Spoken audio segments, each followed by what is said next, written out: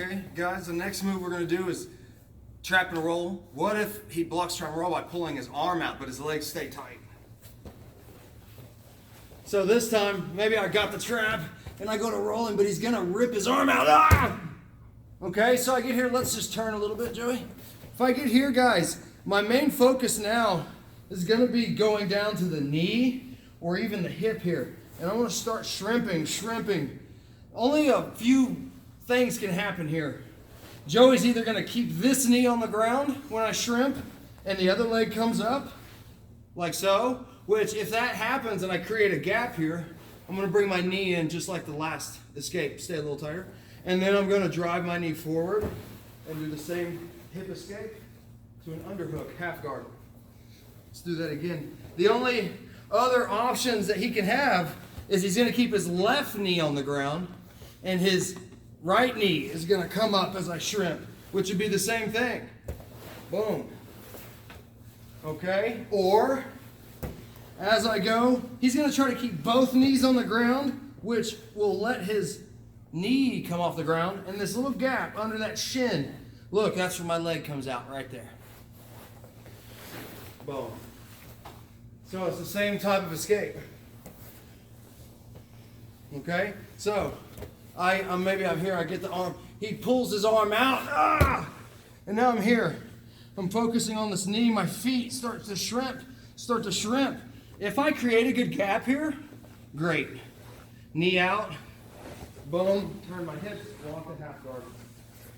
But sometimes the knees will try to stay on the ground. Watch this little trick. If I turn my hips a little bit more towards the floor, whenever I arch, it actually starts to raise his hips. His knee comes off the ground, guys, and look where that shin comes right out of that hole. Boom. Okay? Now, the only other thing that can happen is when I go here, I can't budge anything. He's too strong. Maybe I start to shrimp, but his legs are just, and I just don't have anything. That's when I know the leg's right there, that foot. I scoop it up. So you're either going to be able to create a little gap, get your knee in. His knee will come off the ground. You'll be able to go under the shin bone.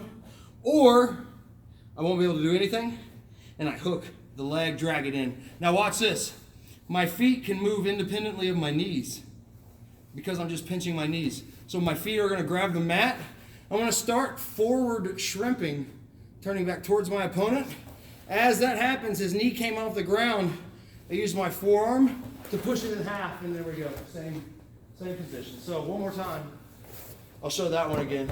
If I can't budge, if I can't create the gap, I'm going to hook his foot. Boom. Hook, drag, forward, escape. Boom. Right there. Making sure everything stays in tight, guys. I don't want to leave my elbow out when I do that, because then he'll potentially arm lock me. So we're going to make sure no budge. I'm going to hook that foot, drag it in, grab the mat, push it the rest of the way in. Boom.